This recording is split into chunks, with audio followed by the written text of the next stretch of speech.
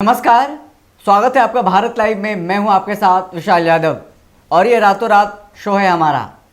रातों रात में हमने आपको कल दिखाया था कि मधुबनी में जो नरसंहार हुआ था उसके पीछे की क्या कुछ सच्चाई थी, किसके कारण पूरा मामला हुआ था, क्या समीकरण था। लोग कह रहे थे कि ये जो जातीय वर्चस्व की लड़ाई थी, लेकिन हमने आपको सच्चाई दिखाई, क्या कुछ हुआ उसमें, क्या कुछ राजनीति भी हुई। हमारे साथ हमारे सहयोगी सनी बैठे हुए हैं, कल भी थे और इन्होंने सारा एक एक दर परत सच्चाई आप बताई। लेकिन आज हम आपको अगली कड़ी में बताने जा रहे हैं कि किस तरह से अब इसमें खेला होने वाला है। राजनीति तो पहले से शुरू हो चुकी है। आज प्रेस कॉन्फ्रेंस करके जदयू के जो नेता हैं, खास करके हम बात करें जदयू एमएलसी नीरज सिंह की बात करें या फिर हम बात करें संजय सिंह की, दोनों नेता मिल करके आज खुद का बचाव यानी कि जदयू का बचाव कर रहे थे, जिसमें कि लगातार कहा जा रहा है कि इसमें हर बार तेजस्वी यादव पर ही आरोप लगाया गया कि आपके ज़माने में क्या होता था, अपने ज़माने आपने नहीं देखा कि नरसंहार होता था। लेकिन अब जो हत्याएं हो रही है उसको जदयू नरसंहार नहीं मानती है। ये स्वाभाविक है कि ये समाज में ऐसा होता ही है, दो पक्षों के बीच में खूनी संघर्ष होता ही है, आम बातें हैं। लेकिन हम उसके पीछे एक अब कहानी बताने, मतलब जो खबर है असलियत वो बताने जा रहे हैं कि अब नीतीश के हाथ में भी असली हथियार आ गया है। अब किस तरह से वो हथियार से वार करेंगे ये तो आने वाले कुछ देर में आपको हमारे सहयोगी सनी बताएंगे। लेकिन उससे पहले आपको बता देंगे लगातार इसको लेकर के उठापटक भी शुरू हो गया है। तेजस्वी यादव पहुंचे थे मधुबनी में जाते साथ ही जदयू को अच्छा नहीं लगा कि तेजस्वी यादव वहां क्या करने गए हैं। पटना में रहें, दिल्ली जाएं, ट्वीट करें, नीतीश कुमार पर हमला करें, लेकिन जब वहां जाकर के राजनीति की बातें करते हैं तो नीरज कुमार को अच्छा नहीं लगा। वो ये कहते हैं कि वहां जाकर के राजनीति की बातें नहीं करनी चाहिए थी, आपको उन्होंने वोट नहीं दिया, फिर भी आप वहां गए, क्या जताना चाहते थे कि आपने वोट नहीं दिए, फिर भी आपके लिए हम हमदर्दी जताने आए हैं। ये सब सारे बातें आज प्रेस कॉन्फ्रेंस में कही गई, जो जदयू अपना बचाव करना चाहती थी। नरसंहार के बारे में एक भी शब्द नहीं कहा गया, एक भी बातें जो टॉपिक कहा जाए नरसंहार के बारे में क्या कुछ हुआ वो नहीं बताया गया। भले ये बताया गया कि तेजस्वी यादव को कुछ ज्ञान नहीं है, कुछ पता नहीं है कितने लोग पकड़ाए हैं। वो बता रहे थे कि 29 तारीख के रात से ही सारा पुलिस एक्टिव हो गई थी और अपराधियों की धरपकड़ करना शुरू कर गई थी। लेकिन क्या आपको पता है कि सही में 29 तारीख के होली के रात में ही पुलिस गिरफ्तारी करना शुरू कर देती? अगर 29 तारीख के रात से ही गिरफ्तारी होना शुरू हो जाता तो क्या आपको लगता है नीरज कुमार बबलू, जो कि बिहार सरकार के मंत्री हैं, बीजेपी के तरफ से मंत्री बनाए गए हैं, उनको ये बयान देना पड़ता कि बिहार की पुलिस जो है यानी कि नीतीश कुमार की जो पुलिस है निकम्मी पुलिस है? ये कुछ कहना पड़ता क्या? चलिए हम ज़्यादा कुछ नहीं कहेंगे, हम चलते हैं हमारे सहयोगी सनी कुमार के पास। सनी जी, ये बताइए कि नीतीश कुमार के पास वो कौन सा हथियार लग गया है जिससे कहा जा रहा है कि अब और आगे बवाल होने वाला है? जी, उनके पास तो हथियार लगा है, लेकिन उस हथियार को चलाने से पहले वो इस पर प्रैक्टिस करना शुरू कर चुके हैं। जी, हम आज बात करेंगे नरसंहार की परिभाषा क्या है। सभी पार्टियों ने अपने अपने स्तर पे नरसंहार की परिभाषा बताई है और आज का प्रेस कॉन्फ्रेंस जो रहा, जेडीयू की तरफ से जो प्रेस कॉन्फ्रेंस किया गया, उसमें सीधा सीधा लालू परिवार पर जेडीयू ने हमला बोला है। जी, जेडीयू जिस तरीके से आए दिनों बैकफुट पे थी, लगातार बहुत सारे ऐसे केसेस आए जिसके कारण शराब वाला मामला हो, जी जी, जिसमें जहरीली शराब से लोग मरे, उसके बाद ये मामला हो, बैक टू बैक ये दो मामले आए, जिसके बाद जेडीयू बैकफुट पे आ चुकी थी। बिल्कुल। और बीजेपी कहीं ना कहीं किनारा कर रही थी उनसे, लेकिन बीजेपी के मंत्री भी बयान दे दिए थे कि ये बिहार सरकार की पुलिस निकम्मी है। सीधा सीधा उनका सवाल नीतीश कुमार पर था और हमने खबरों के माध्यम से, पंचनामा के माध्यम से, सभी शो के माध्यम से आपको बताया है कि बीजेपी की नज़र नीतीश कुमार के गृह विभाग पर है। गृह विभाग पर है, बिल्कुल आपने सही बताया कि जिस तरह से बीते दिनों भी संजय पासवान की बात करें, जो बीजेपी के नेता, उन्होंने कहा कि कि नीतीश कुमार को गृह विभाग छोड़ देना चाहिए, क्योंकि बिहार में जो लगातार अपराध के मामले बढ़ते जा रहे हैं, या फिर हम लूट की बात करें, जो वारदात हो रहे हैं, हत्या की बात करें, अपहरण की बात करें, वो फिर से जो लालू यादव के जो राज था, 90 का शासनकाल था, उस समय जो एक बनाया था कि जंगल राज है, जंगल राज है, जंगल राज है, फिर से कहा जा रहा है कि वो वापसी हो रही है। इसको लेकर के लगातार आप जदयू पर अटैक है, खास करके उनके जो एनडीए के जो घटक दल हैं, खास करके जो बड़ी पार्टी बनकर के इस बार बीजेपी उभरी है, तमाम जो सांसद भी हो बिहार के, वो नीतीश कुमार के पुलिस को नाकाम साबित करने पर तुली रहती है। जी कहीं ना कहीं बीजेपी डिफेंसिव मोड में तो आ ही गई है नीतीश कुमार के लिए जी। और नीतीश कुमार के पार्टी के सभी नेता भी इसमें अब उनको लगा कि अगर इस पे डिफेंस नहीं करते हैं, हम अपने आप को बचाव नहीं करते हैं तो एक्सपोज हो जाएंगे। और इसके लिए उन्होंने पुराने हथियार को निकाला जो लालू यादव के खिलाफ हमेशा से उपयोग करते आए हैं, और हथियारों का जखीरा उन्होंने आज प्रस्तुत कर दिया। उन्होंने कहा कि तेजस्वी यादव जब आप वहाँ गए थे, दुख में शामिल होने के लिए गए थे, तो फिर आपको जब माला पहनाया आपके कार्यकर्ताओं ने तो आपने मना क्यों नहीं किया? जी, आप ऐसा लग रहा था कि आप वहाँ खुशी मनाने गए, आपके आंखों में आंसू नहीं थी, किसी प्रकार का दर्द नहीं दिख रहा था, पीड़ित परिवार के लिए हमदर्दी नहीं थी। जी। और शायद कुर्सी की भी बात की उन्होंने, तो ऐसे तो कहा जाता है नीतीश कुमार कुर्सी कुमार है, लेकिन जेडीयू ने तेजस्वी यादव पर कुर्सी को लेकर हमला बोला है कि आप वहाँ गए तो कुर्सी पे बैठे। तो ये सब बात की बात है। हम बात करेंगे जेडीयू और राजद की तरफ से ये नरसंहार की परिभाषा क्या दी गई है। जी, अगर हम बात करें तो हमारे सहयोगी सनी के पास डाटा भी है, ताकि ये पूरा जो सच्चाई है, तथ्य है, तथ्यों के अनुसार आपको बताया जाएगा कि ये जो नरसंहार का परिभाषा क्या है आपको बताएं, ताकि ये ना लगे कोई फेक खबर है, क्योंकि जो लगातार हम जो आपको खबर दिखाते हैं उसमें सच्चाई होती है, तथ्यात्मक तरीके से हम आपको पेश करते हैं। तो चलिए सनी जी, हमारे दर्शकों को जेडीयू की तरफ से प्रेस कॉन्फ्रेंस में बताया गया नरसंहार की परिभाषा, ऐसा सामूहिक हत्या जिसका कोई प्रत्यक्षदर्शी सूचक नहीं हो, मतलब किसी ने देखा नहीं हो, आंखों से देखा, मतलब उसका कोई गवाह नहीं हो, और डर से कोई गवाही देने के लिए तैयार नहीं है। तो उनका कहना यह था कि इस जो ये हत्याकांड हुई है इसमें सभी ने देखा है जी, इसमें गवाह भी है जी, और ऐसा नहीं है कि परिवार के लोग ही गवाह हैं, बाकी गांव के लोग भी गवाही दे रहे हैं जी।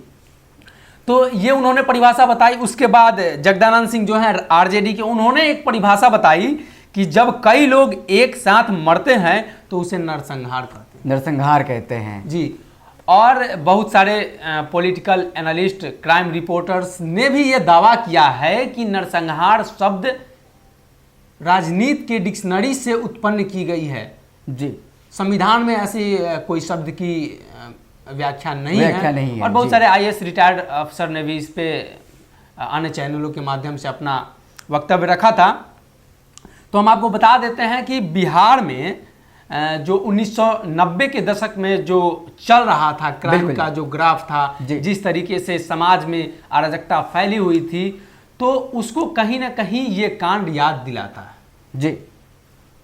तो लगातार आप बात कर रहे हैं कि लालू राज की बात कर रहे हैं कि नीतीश कुमार जब 2005 में आए तो उससे पहले क्या कुछ होता था, उससे पहले नरसंहार कहा जाता था, एक भी हत्या होती थी, दो भी हत्या होती थी। तो जी इसमें एक और मुख्य बात है, उन्होंने कहा कि आप जो बात कर रहे हैं जातिवाद की राजनीति का, उन्होंने आरोप लगाया जेडीयू ने राजद पर। तो उन्होंने ये भी कहा कि आपके 74 से 75% जो विधायक हैं वो ST/SC एक्ट के आरोपी हैं। उन्होंने ST/SC एक्ट के आरोपी हैं, और बाकायदा उन्होंने नाम भी बताया कि कुछ ऐसे लोग भी हैं जो हमारे सरकार में थे और हमने उनको जेल में डाला जी, कि नीतीश कुमार के शासनकाल में ऐसा कोई नहीं है जो बचेगा, चाहे वो अनंत सिंह हो, राजवल्लभ यादव हो, शहाबुद्दीन हो जी, मतलब सभी लोगों का उन्होंने नाम लिया जो नीतीश कुमार के शासनकाल में आज जेल में हैं। और उन्होंने ये भी बताया कि आपके विधायक, मतलब आरजेडी के, जेडीयू का आरोप है कि आपके विधायक पॉक्सो एक्ट में जेल में बंद है जी, यानी अलग अलग धाराओं में आपके विधायक पर भी आरोप है। और ये आरोप पहले भी लगा था, जेडीयू ने भी लगाया था, आरजेडी ने भी लगाया था। तो कहीं ना कहीं सीधा सीधा उन्होंने राजद परिवार पर हमला बोला है जेडीयू ने, और उन्होंने अपने आप को डिफेंड करने के लिए लालू यादव के 15 साल पहले के कार्यकाल को याद दिलाने की कोशिश की है जी। अब हम आपको बता देते हैं कि लालू यादव का जो 15 साल पहले का कार्यकाल था उसमें क्या हुआ था, कौन से वो हथियार हैं जी जो नीतीश कुमार को मिल गए हैं, जिसके द्वारा वो अटैक करके लालू यादव को फिर से, ये बड़ी बात है, आरजेडी को फिर से बैकफुट पे लाना चाहते हैं। तो 1977 के पटना के बेलछी में 14 लोगों की सामूहिक हत्या कर दी गई थी, तब से यह शब्द ज़्यादा ट्रेंड में आया, नरसंहार। कब की बात कर रहे हैं आप सनी जी? 1977। 1977 की बात कर रहे हैं। और उस समय तो लालू यादव की सरकार भी नहीं थी। लेकिन ज़्यादातर नरसंहार जो हुए 1990 से 2005 तक हुए, जिसमें हम आपको बता देते हैं कि 118 ऐसे बताए जाते हैं। एमसीसी और रणवीर सेना दो ऐसे संगठन थे जो आमने सामने थे जी, और कहीं ना कहीं इनके बीच में टकराव चलता रहा और ये एक नरसंहार का रूप लेता गया जी। क्योंकि जब कोई बड़ा मास लेवल पे हत्याएं होती है, मर्डर होता है, तो उसको नरसंहार का एक रूप दिया गया है, शब्द का इजाद किया गया कि इसको नरसंहार बोलेंगे। लेकिन जेडीयू अपने तरीके से उस परिभाषा को बदल दी है और बदलने का कोई कह रहा है कि 3 लोग से ज्यादा मारे जाते हैं तो नरसंहार कहलाता है, कोई कह रहा है कि 5 लोग से ज्यादा मारे जाते हैं तो नरसंहार कहलाता है। लेकिन ऐसी कोई प्रावधान संविधान में नहीं है कि नरसंहार शब्द को व्याख्या किया जा सके। जी, हम आपको बता दें कि बिहार में जो नरसंहार हुए थे, जो ज्यादा चर्चित हुए, उसमें सेनारी है, बाड़ागांव, लक्ष्मणपुर, शंकर बगहा और मियापुर। ये सभी नरसंहार है और बारी बारी से हम इस पे चर्चा करते हैं। जब आपको ये खबर डिटेल में देख रहे हैं तो मैं चर्चा कर दूं। 18 मार्च 1990 को जहानाबाद में 34 लोगों की हत्या कर दी गई थी। ये तमाम जो बातें आपको जी बताया जा रहा है, नरसंहार की बातें हो रही है, जबकि कहा जा रहा है 1990 से लेकर 2005 का ग्राफ, 2005 के बीच में जो नरसंहार हुआ है। और इसमें मुख्य जो आरोप, इसमें जिस पर आरोप लगा था वो एमसीसी नाम का एक संगठन था, जिस पर आरोप लगा था कि 400 से 500 लोगों ने सेनारी गांव को चारों तरफ से घेर लिया और 40 लोगों को घर से खींचकर मारा पीटा और 34 लोगों की हत्या कर दी गई और उसमें बेरहमी से मारा गया था। उसको डिफाइन नहीं किया जा सकता। इसमें 6 लोग भागकर जान बचाए थे जी। उसके बाद एक घटना हुई थी 12 फरवरी 1992, बाड़ागांव जो गया जिले में है, और उसमें भी 35 लोगों की गला रेत कर हत्या कर दी गई थी। और उस समय गोली बारूद ज्यादा नहीं चलता था, सिर्फ गला रेतना, पेट काटना, हाथ काटना, इस तरीके का हथियार से उस समय मारपीट होती थी। और ये भी आरोप एमसीसी नामक संगठन पे लगा था। फिर लक्ष्मणपुर में एक घटना हुई 1 दिसंबर 1997 को, 58 लोगों की इसमें मौत हुई थी, हत्या कर दी गई जी। शंकर बगहा 25 जनवरी 1999 की रात जहानाबाद में 22 लोगों की हत्या की गई थी और इसमें मुख्य जो आरोपी थे एमसीसी और रणवीर सेना, ये दोनों संगठन के बीच टकराव की वजह से ऐसी घटनाएं होती रही। और एक मियापुर की घटना है जो औरंगाबाद में है, 16 जून 2000 ईस्वी का है, इसमें 35 लोगों की हत्या हुई थी।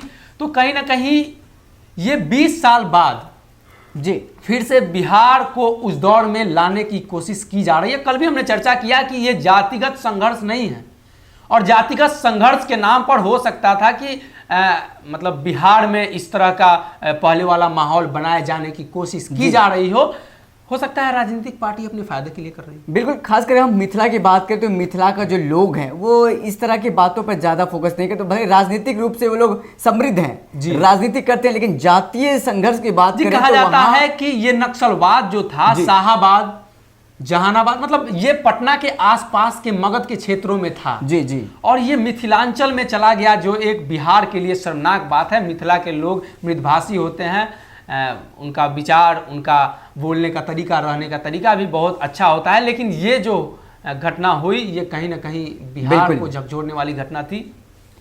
तो आपने देखा है रातों रात में किस तरह से नीतीश कुमार के पास वो सिपाही मिल गए हैं, वो हथियार मिल गए हैं, जिससे कि राजद पर हमला करने से नहीं चुक रहे हैं। बीते 90 से लेकर के 2005 तक का रिकॉर्ड देखें तो नरसंहार का तमाम जो व्याख्या क्या कुछ हुआ था हमारे सहयोगी सन्नी ने आपको बताया, लेकिन और भी आगे कड़ी क्या कुछ परत दर परत खुलती है, लगातार भारत लाइव आपको बता रहा है हर खबर में, चाहे वो पंचनामा के दरमियान हो या फिर ब्रेकिंग के दौरान हो या फिर रातों रात में, या फिर अभी तो बाबा का तबीयत स्थिति खराब है तो अभी भोरे भोर और खूंटा ठोक नहीं जा रहा है, क्योंकि जैसे ही बाबा ठीक होते हैं जल्दी बाबा ठीक होकर के आएंगे आपके दुआओं और प्यार से, तो बाबा फिर से भोरे भोर करेंगे और खूंटा ठोक करेंगे। ऐसे ही बाबाओं का आप लोगों का आशीर्वाद बना रहे बाबा पर, क्योंकि जिस तरह से भी उनकी नाजुक स्थिति बनी हुई है, आपकी दुआओं की ज़रूरत है। लगातार देखते रहें भारत लाइव को और इसी तरह से आपका प्यार मिलता रहा है, मिलता रहेगा। अगर आपने अभी तक हमारे यूट्यूब चैनल को सब्सक्राइब नहीं किया तो सब्सक्राइब कर लें। अगर आपने अभी तक हमारे फेसबुक पेज को लाइक नहीं किया तो लाइक करना ना भूलें। बहुत बहुत धन्यवाद। अगर ये वीडियो पसंद आई और वह बिहार के राजनीति और बिहारियत से सरोकार रखेनी तो सब्सक्राइब बटन दबा के चैनल के सब्सक्राइब कर ली। ओजे एगो घंटी बा, ओकरा बटन दबा देला से कुल सटीक और मारक खबर रुआ मुफ्त में मिल जाई। अगर रुआ पत्रकारिता के हमनी के नया प्रयोग में सहयोग कर चाहतानी तो ज्वाइन बटन दबा दी। पेटीएम नंबर नोट कर ली 9386816700। धन्यवाद।